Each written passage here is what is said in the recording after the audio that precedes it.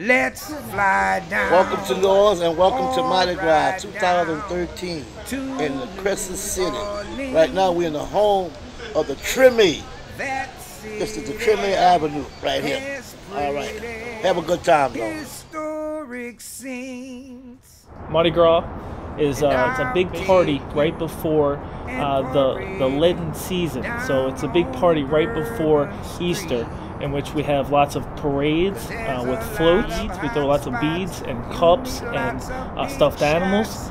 It's lots of different clubs that we have here in New Orleans. Men and women join, and they get on these floats that we decorate.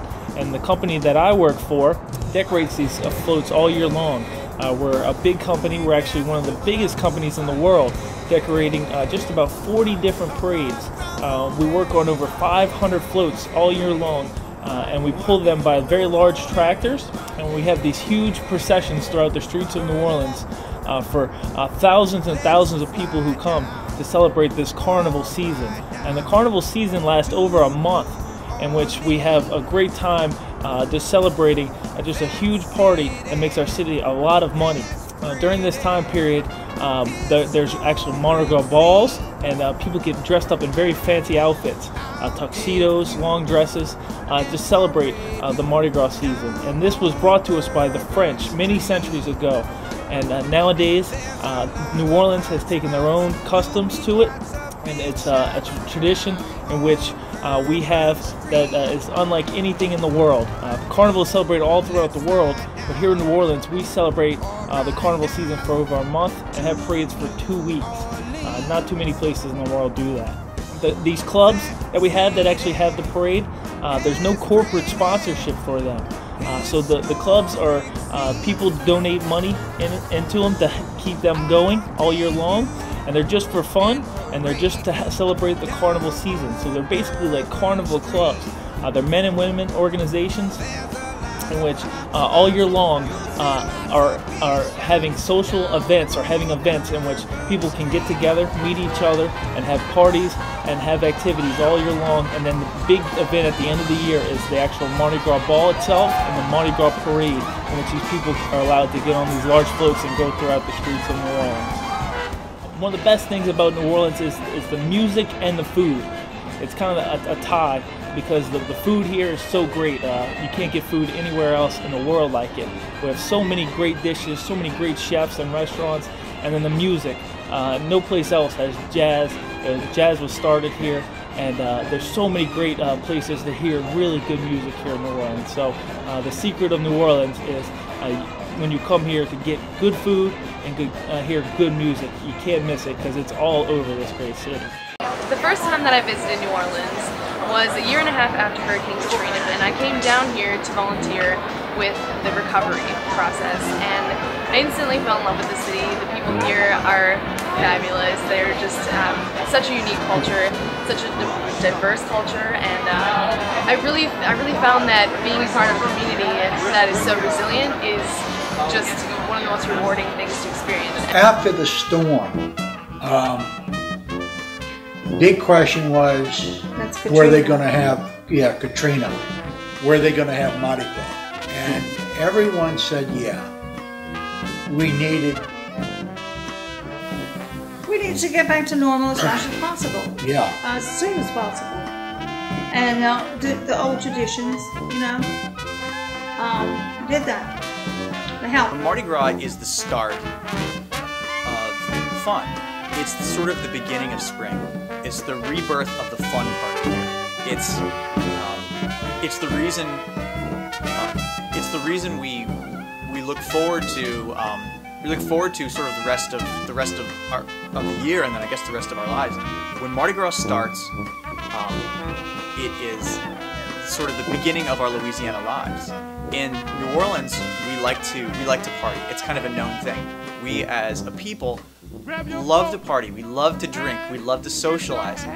It's hard to do that when it's cold and this cold and comfortable. And so as soon as Mardi Gras happens, you know it's time to get warm. It's time to have fun. And it's time to welcome other people in your lives. I'm one of the seamstresses and costume designers here. I'm going to be 65 years old this year, and I can't think of a better way to end my life. This is what I've done since I was 3 years old. I used to sit on my grandma's knee, and she would start the sewing machine. She had a treadle, and she would say, "We're going to go on a trip." And I'd sit on her knee, and there we would go, and she would talk to me about the whole world, and I just grew up that way, and I love it. I remember wearing so many beads, I could feel the pressure on my neck. I had to take some of them off. When I first came to New Orleans 50 years ago, they had what they called the flambeau carriers, and they were always black young boys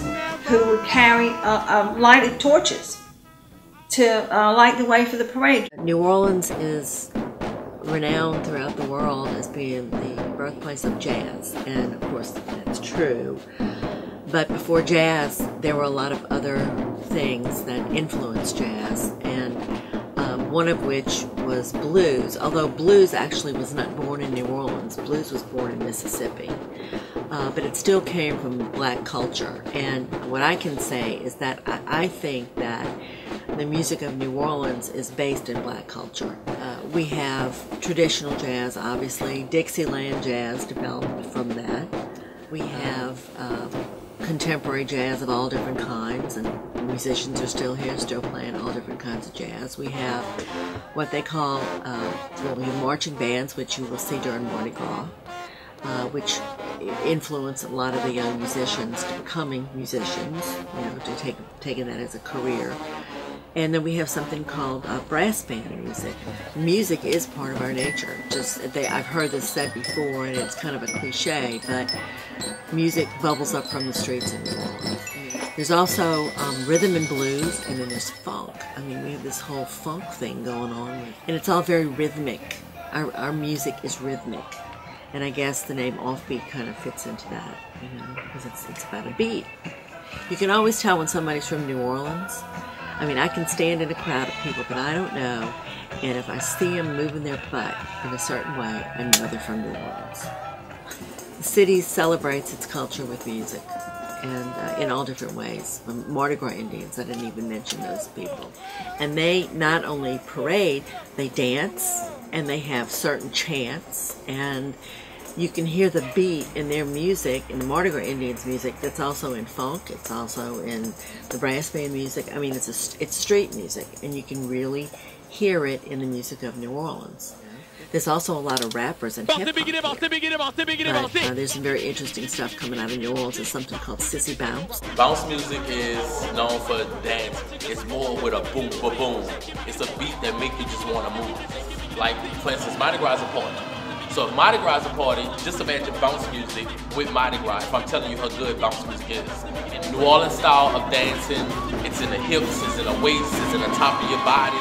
No matter what you hear, they have crime everywhere. Okay, so no matter what you hear about the city of New Orleans, this is the place to be.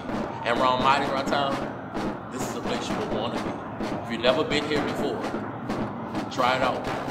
Peace and blessings from High Sizzle. And if you come once, you will come back. One of the very interesting things about New Orleans that a lot of people don't know is that there's a very strong tradition here of passing music through families. I can't even think of them all, but there are many, many families in New Orleans that pass their music on from one generation to another. I'm doing this interview at John McDonald High School Band Room. I'm a school teacher here. I love the children. Sometimes it's a challenge. I can throw my hands up and run right out of school screaming, but I'm still in for the long haul. A lot of the kids, I feel the music can touch them and guide them in a direction that they wouldn't normally go in if it wasn't for the music. I have a pretty decent band. We're getting things together. We're in a marching band mode right now. Well, we marched in parade, what, 3 hours? 4 hours. 4 hours. But it don't feel long to me. Keep on driving. I don't have no musicians in my family. Just hearing the music around the city inspired me to try to pick up on it. I love Mardi Gras.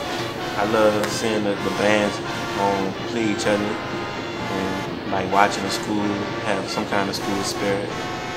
Well, for me, Mardi Gras is when people go out, see a parade, have fun, see bands compete against each other, and just remember the times. Mardi Gras, oh man, it's about fun. That's it. That's all I can say. And beads and king cakes. Mardi Gras to me is battling bands, marching, seeing your friends that you didn't see in a long time, looking at other bands battle, having fun with family. It's like the only time of the year besides New Year's where you can just sit out late and have fun. Brass band established itself during the turn of the century. I'm a part of that brass band legacy because my father, Ernest Paulin, he was born 1907. And he came up during the time when they didn't really have a name for the style of music that they call traditional New Orleans jazz now. He helped perpetuate the music here in New Orleans for over 70 years. I'm from a family of musicians. I have 9 brothers and 3 sisters. 6 of my brothers we play professionally in this region of the city, of the country during that time was eclectic. A lot of different races were here and it just mixed together like a gumbo. Gumbo and jazz have similarities because they come from a mixture of cultures, a blend of cultures, different flavors, different interpretations, because people make it just the way they want to, people make jazz just the way they want to. There's always the essence of jazz is a certain thing, the essence of gumbo is a certain thing. And no matter what the variations are, you always know you're listening to jazz and you always know you're eating gumbo. Roux is always the beginning of the pot. Color of the roux for your gumbo. A lot of people like it real dark, almost black color. I've always loved the smell of the roux cooking. I don't know why, it just has that comfort about it. You know you're going to enjoy something good. It's introduced by one person, and then pretty soon everyone, the French will have a way of serving it, the Orientals will have a way of serving it. The word gumbo itself is okra. It came from Africa, and it was used to barter with, as well as the slaves at that time. So today a gumbo can be made of just about anything. And everything just evolved. I wish I could be more specific. I wasn't there. I wasn't there. It was just something to really think when you really think about it. It's awesome. The way things are and the way you can hear the music now, it's still fresh. We are in our Mardi Gras mode right now. Everything is a party. Nobody cares. And we just have a good time and just enjoy. I'm privileged and I'm proud to be a part of the legacy and the culture here in New Orleans. This is all my family now. This is what we do. In New Orleans, we have the second line here in New Orleans. The first line is the people there, the people that are in the social pleasure club, and the second line are the people that are behind the social pleasure club and the band.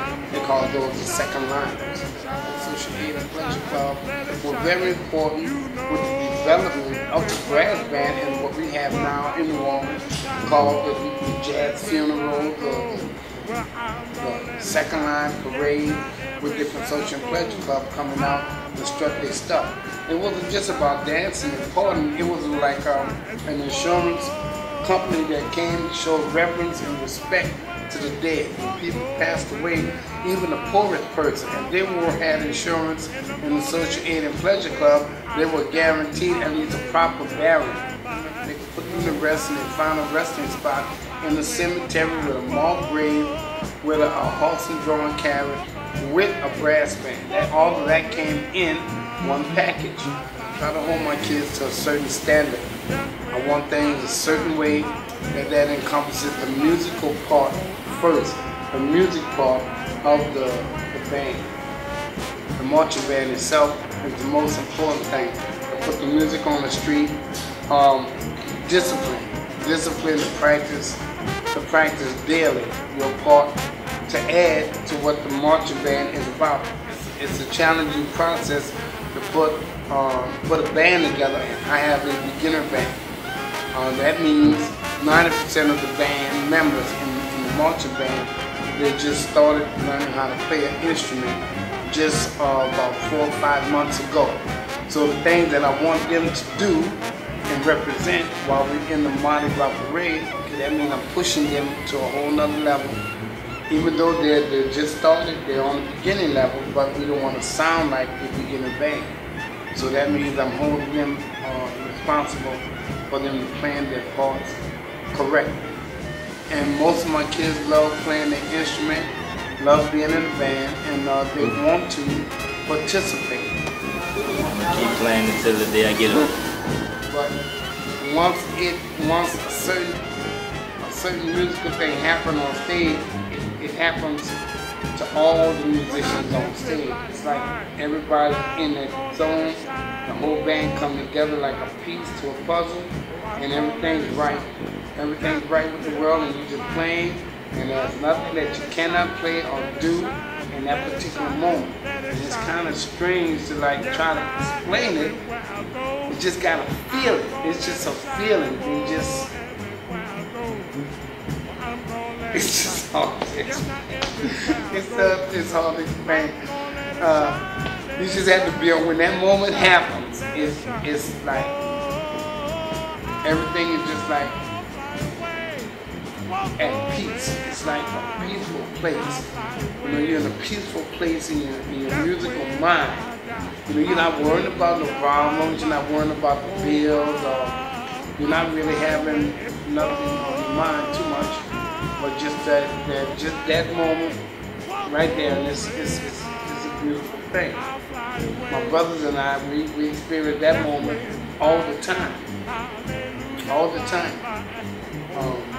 My brother and I, we pray before we go on stage, and we got that from our mom. Our dad, when he was on the stage, he did a lot of fussing. So that's why we started praying. You know, we were praying that he wouldn't be fussing. He would be fussing a lot.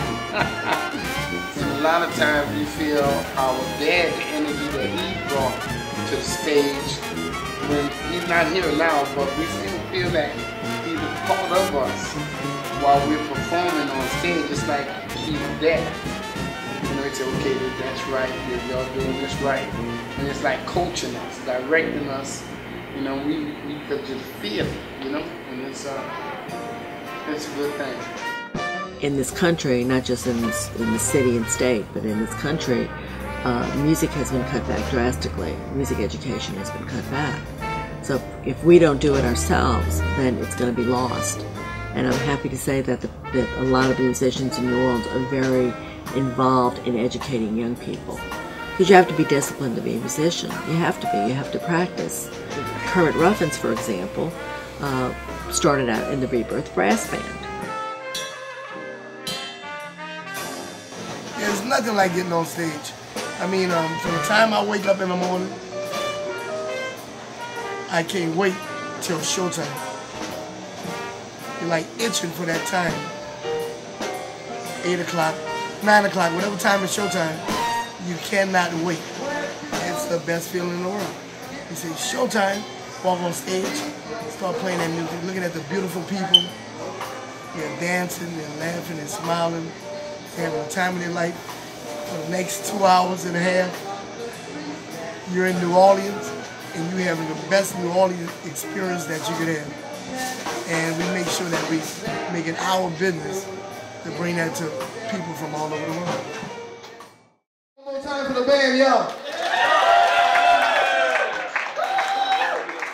We partying! Hopefully, everywhere you go, if there's music, there's food. Whether it be gumbo, red beans, butter beans, crawfish etouffee, it definitely goes hand in hand. I started barbecuing at my show because at break time, the band would be a little hungry, so I had a little bitty grill about the size of this. And I would grill little hot sausages for the band. At break time, we all go out. Then soon later, I decided I wanted to feed the whole audience. So I got a giant barbecue grill right outside. Finally got a day job. Yours truly in the Barbecue Swingers. Thank y'all for coming out tonight. How you like the food? I'm a master chef, and I play music on the side. Almost every musician, when you first start playing, it's for the music. And I think New Orleans musicians, more than any other musicians in the world, we almost don't have a choice. We play for the music because it's not that much money involved in this at all. Either you want to do it and have fun and make a little money, or either you don't do it at all. So, and the music is such a happy music compared to any other music in the world.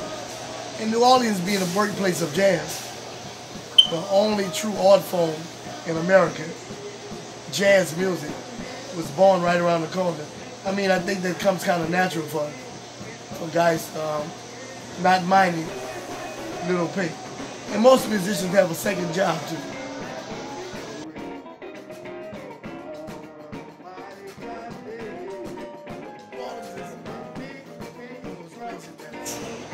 The music, the people, the culture, it's all spiritual first.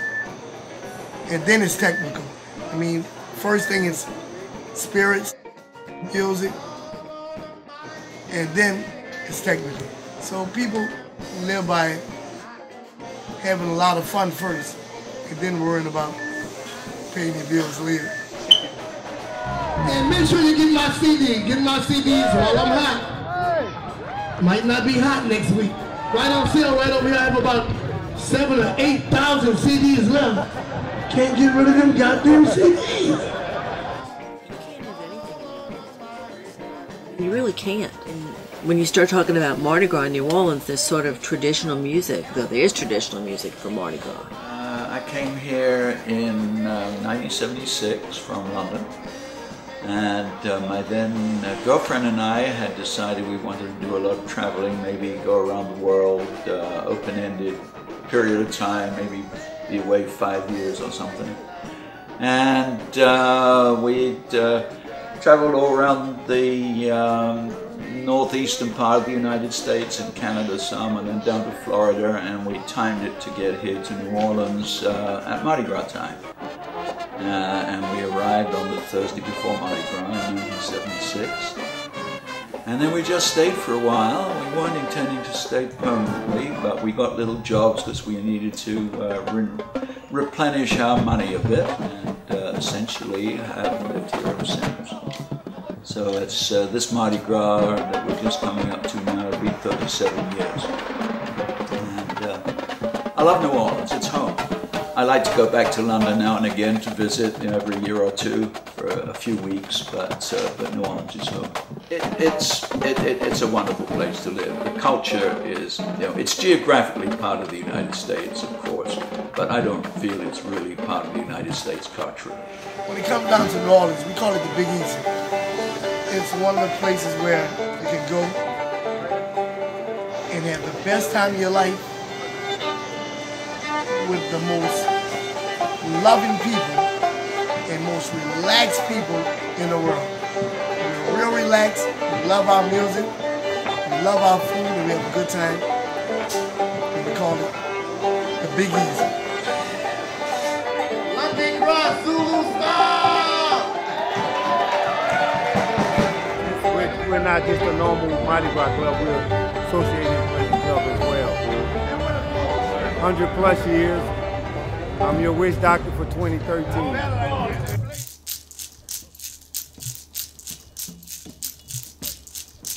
Here to see and favor that Mardi Gras will go well and successful, that people will have a wonderful and exciting good time, and their time in New Orleans will be well spent. Well, Mardi Gras is going to be successful as a whole. So I believe that, yeah, New Orleans and Louisiana will be pretty much back on top of its game. Well, I believe that magic is in the hearts of the people. Pain and the undisciplinary structure that we began to establish our life, that is the greatest spiritual arisement. The way Katrina changed things in music, yeah, I mean, it was really terrible to go through. Musicians lived all over the city, not just in the lower 9. They lived everywhere. And they lost their home. But here, musicians don't make a lot of money. I mean, they're artists, you know. If they don't have their instruments, they can't play. If they're sick, they can't play. And a lot of the musicians had to relocate. They literally had to leave town. But I always thought what happened, and I was right, is that Katrina would produce a lot of really good music, because out of tragedy comes good art sometimes. You know, everybody in New Orleans was touched by Katrina, and it was a horrifying experience that nobody ever wants to go through again. One of the things that was very concerning was that if all these people have gone from the city, what's going to happen to our culture here? Because a lot of the musicians who had to leave ended up playing in venues outside the city. They had to go on tour to make a living, and a lot of them had never done that before. So they were exposed to a much broader audience, and it really helped their careers in some ways. So that's a good thing. You know, you have to always look at what's the silver lining, I guess, in a terrible situation. In terms of the love for the city, I love it. I can't imagine living anywhere else. It's probably the most fascinating city in the U.S. I think, and I've traveled to a lot of cities in the U.S. If you're into music and an interesting culture and art, New Orleans is the place for you. And of course, we have great food, and it's visually stunning too. I mean, if you're a photographer and you like visual stuff, New Orleans will blow you away. It's great. So come visit anytime and come back, please. We'd love to have you. The Lakefront Airport that we're working on right now, the current project we're working on right now, was a 1934 Art Deco building. Very unique for that time frame. It was the stucco materials that they used on that particular building were kind of state of the art at the time. And the building itself has a lot of decorative artwork in it, and the government spent a lot of money basically funding projects to put people back to work. They didn't have the jobs, and during that period there were a lot of artists, not just craftsmen, and as well as artists that were out of work. So what they did was they incorporated a lot of artwork into these projects to keep the artists busy, as well as the tradespeople that would have worked on a project like this. There were a lot of people that came to this building. They had dances, and it was used as a cultural center in a lot of ways. People came there to eat and to dance and have parties. It was had been ravaged by Katrina. I wouldn't say it was destroyed, but we had a lot of damage by Katrina. It was about 8 foot of water on the airport during that hurricane. We've had another hurricane since Katrina. We've had Hurricane Isaac. Thankfully, the water didn't get into the actual building, but it did flood the areas around the building and under the building, which set us back a bit. But I think this building, just like so many of the other stories that you'll hear about Katrina, is kind of a testament to the will of the people of New Orleans, that they're going to continue to work and salvage their heritage, their culture, and do everything they can to bring these projects back from the dead, you know, to resuscitate these projects as best we can and move forward, and hopefully we'll never have another hurricane that does this kind of damage, but I'm sure we would repair it again if we did. It's just too much history and culture there. The thing that I love about Mardi Gras is that the floats, the parade, and having fun with my family. Lots and lots of people turn out for them to watch the parades. And the big thing about makes parades in New Orleans different from pretty much everywhere else is that the riders in the parades throw things for the people in the crowd to catch. The biggest throw are what we call beads, which are like necklaces in different colors and different designs, and people really covered the beads. I threw a whole lot when I paraded the other day. And then things called the balloons, which the Rex organization started way back, and they're like a big coin, and then cups, these takeaway cups, plastic cups, drink cups, have become a very big throw in the last 2 or 3 decades. And soft toys like stuffed animals, a lot of those for the children. So everybody is trying to catch something, and we on the floats are trying to keep up with having enough to throw to them, and everybody just has a great time. Mardi Gras is about hanging around with friends, family, and it's about the family tradition and sticking together. Like without the tradition, we wouldn't really have nothing. New Orleans, and we are part of a crew called Muses. Muses is a parade that started with actually a friend of mine that went to Tulane, decided one day she was going to start this all-women night parade, and there'd never been any all-women night parades. And she went down to the city council and got the charter, and who knew that the next thing you know we were going to be completely full and with waiting lists, and so full in fact that after 11 or 12 years there's now other parades that are copying what we did, if you don't mind, you know, and they're doing as well too. But so I started at the very beginning. It was kind of cool to be one of the first people, and then my daughter here gets to tell her own story. I got on a waiting list when I was 16, and then like 2 years later they closed membership down completely, like closed the list. You couldn't even get on the wait list. And about 2 years ago I got a letter in the mail that said you're off the waiting list to ride, you're now a riding member. So I mean it took years.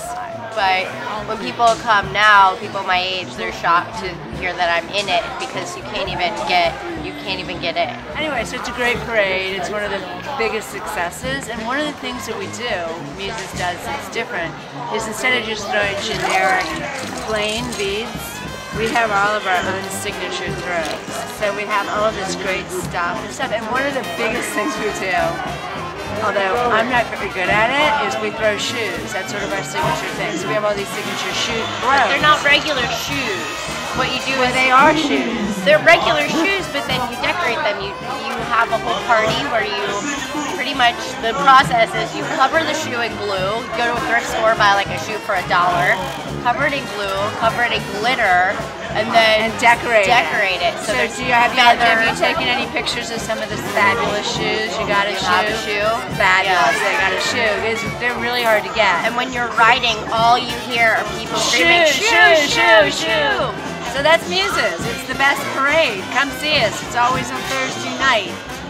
Almost always rain or shine, unless it's really nasty. And come to Mardi Gras. Don't think Mardi Gras Day is Mardi Gras. Mardi Gras Day really starts the week before. And it's pretty much non-stop. So happy Mardi Gras! Happy Mardi Gras! I'm the president of the original Big Nine Association Club. I've been the dictator for 17 years. On any given Sunday, you'll see us with designer suits and shoes and thing on. We try to hire the best of brass bands, and then we get out there and we do the thing for 4 hours. And it's open to the world. And more modern time, more Caucasian people have seen it and fell in love with it. And the party just has a big impact. Well, the New Orleans Mardi Gras Indian been in existence here in the city since mid to late 1800s, as Mardi Gras took foot in the city of New Orleans, and they had just carried on for decades. That on any given Sunday, you could go by the local neighborhood bar and have what they call Mardi Gras Indian practice. This is where tribes come from across the city, go to that bar and go through their ritual of dancing and singing and chanting as for what they're going to do Mardi Gras Day. But at this time of the year, all good Mardi Gras Indians are at home, so the tour will be here very soon, so they're recruiting all hands available and everything to make that targeted day. I always say that a Mardi Gras Indian is a Picasso, you know, and that I compare the design and making of a Mardi Gras Indian suit to the designers of Paris and France and New York. It all starts off with a drawing. It's either in your house or at your door.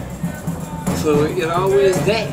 And by being so special, and if you're sitting on your front porch with your dread needle son, then they're going to draw people want to know what you're doing.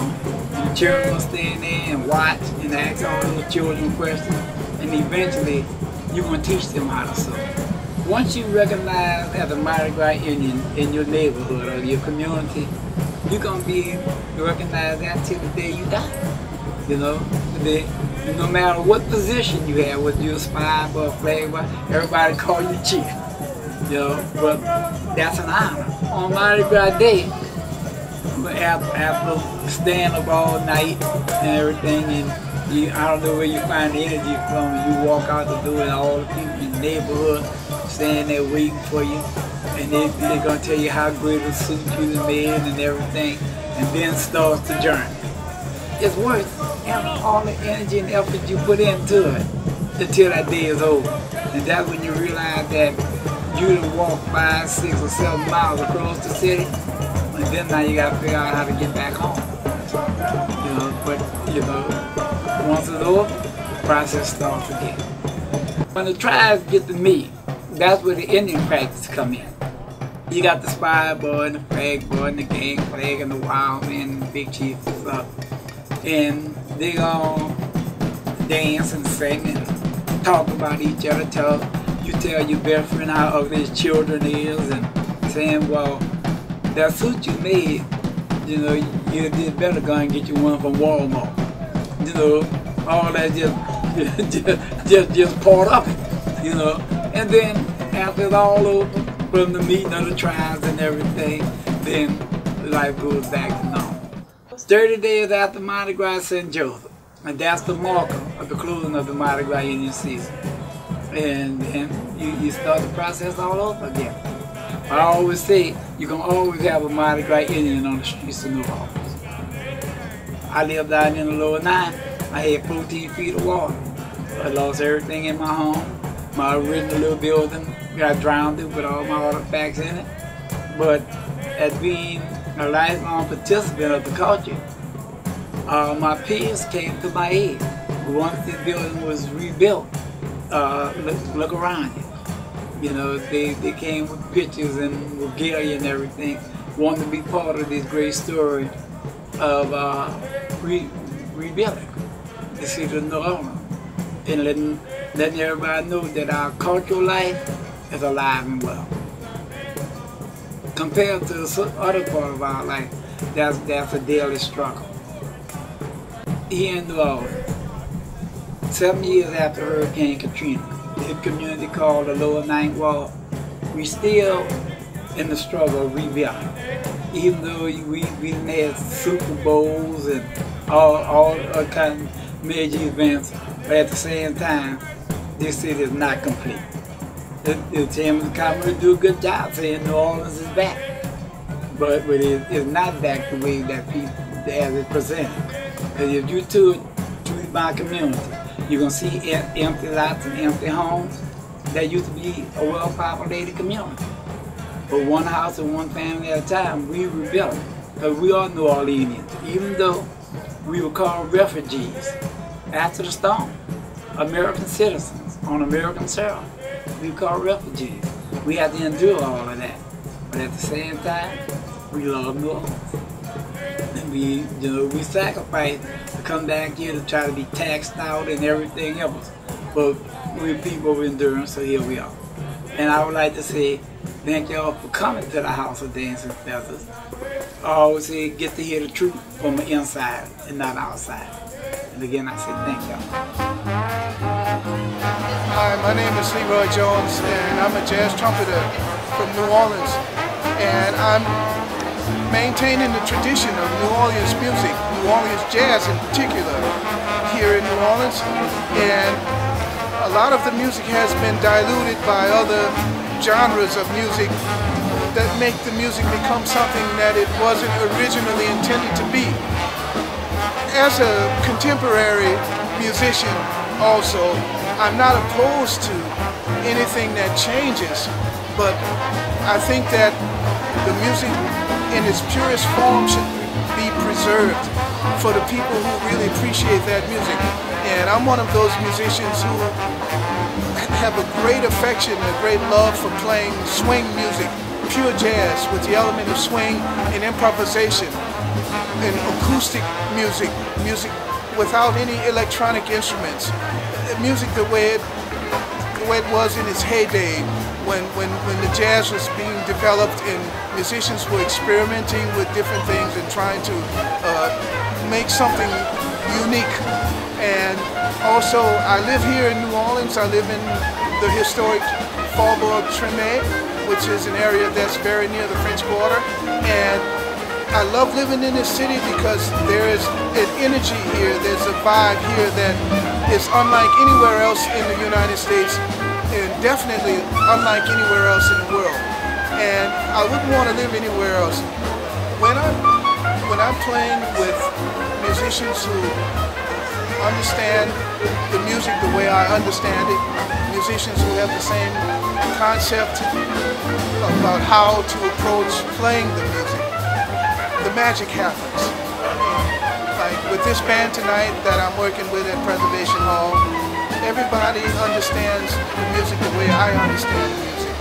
And so our concept and the way we want to approach the ensemble parts that we play together, we do it with ease because everybody feels one another. There's no music, there's no written music. We have some books there, but those are only just for a basic guide to keep everyone, especially the rhythm section, in the right place.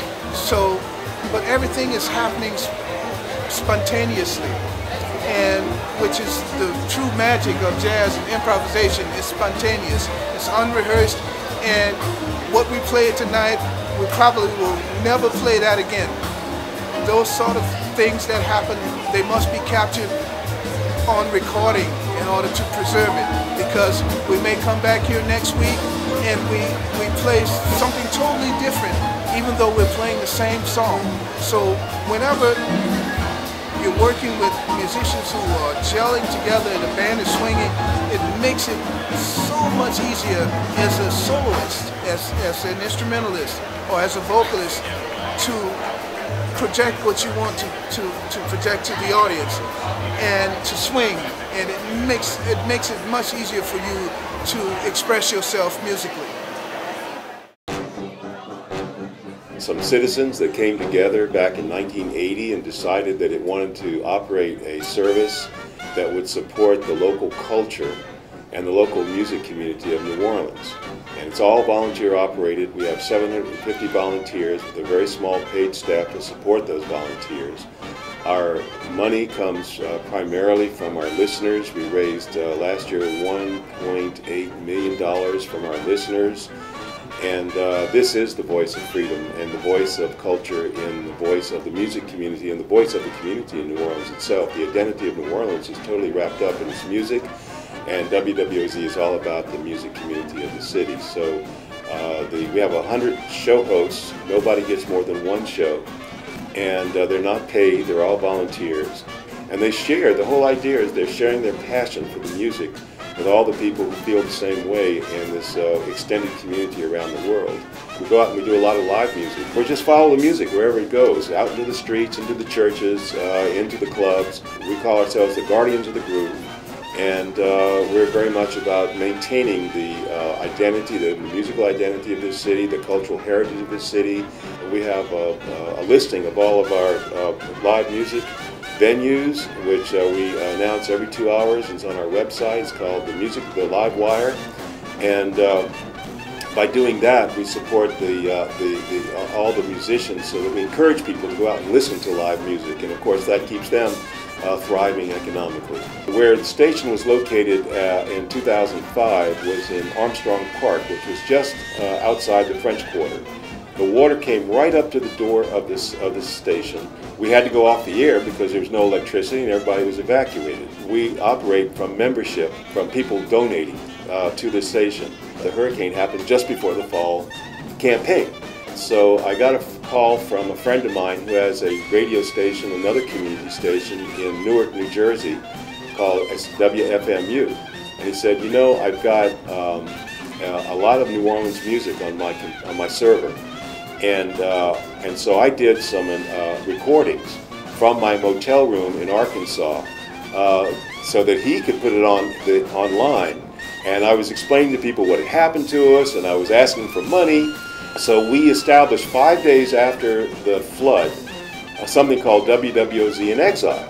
People started sending in what we call air checks, which is recordings of programs from previous airings and broadcasts. You could go to a WWOZ site through a proxy, and people started reporting musicians that they saw who were safe and that were not in trouble. And all of a sudden, this list started getting longer and longer, and everybody started reporting to this list.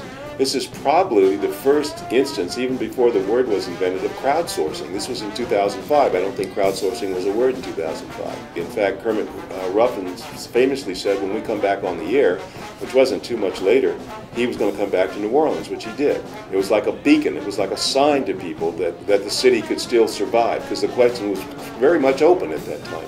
When we went off the air, some 26 stations like ours, community radio stations around the country, unsolicited, sent us money to get back on the air. We raised over $70,000 from these stations, which meant I didn't have to lay off my staff. When we got back in the spring, everybody knew their job, and we were able to have a very successful campaign. It was really the mother of all membership drives, fund drives. So I took the $70,000 that they originally had sent us, and I bought this big truck so that it's a broadcast recording truck with 2 studios in it. And so in the event of another weather event, another incident, we can take that truck out of the city and we can broadcast from the truck. And so, but also, we created what we call the Katrina Network. And every station that sent us money, whether it was $500 or $10,000, and there was some of each, they are part of the Katrina Network. And if they ever have an earthquake or a hurricane and it knocks them off the air, we will send the truck and they can broadcast from the truck as well. I was born to a New Orleans Mardi Gras in the city of New Orleans. And if it was ever taken away, I don't know, and I wouldn't understand what that would mean. But it's been a long time. Hey, it's 5 a.m. We're in New Orleans, and we stayed up all night to come and see the skeletons wake up everyone in Treme. It's Mardi Gras. Happy Mardi Gras. Happy Mardi Gras. The baby doll phenomenon comes from my grandmother, Alice Williams Brooks. I became an Orisha priestess, a Santana, because of my family here in the United States. We've been here for 400 years or more. And this tradition of skulls, I wish my people here in Treme understood that skulls emanate Agum culture in Africa. The baby dolls are spirit dolls. I myself is a spirit doll. You and anybody else can see that this is the way that women that has been suppressed for antiquity forever get a chance to do and be and make fun of men, and we can feel powerful on this day. And yes, my name is Diana. My African spiritual name is Omisiade. This here is for my mothers every mother from this firm. Thank you. That's me. All the way from Belgium. Oh, my costume. I am the gator that lost its mind from the Johnny Horton song, The Battle of New Orleans.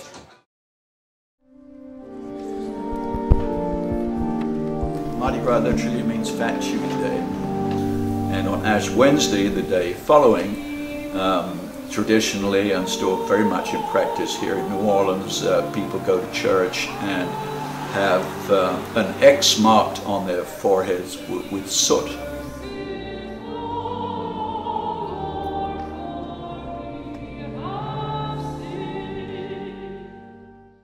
Hi, I'm not scared, I'm just sistering. The best in the land. I'm his brother. John Mac coming back out here after all these years, about to test something up and then some. Yeah, get some. Hello. Mardi Gras. God save the Queen, Canada.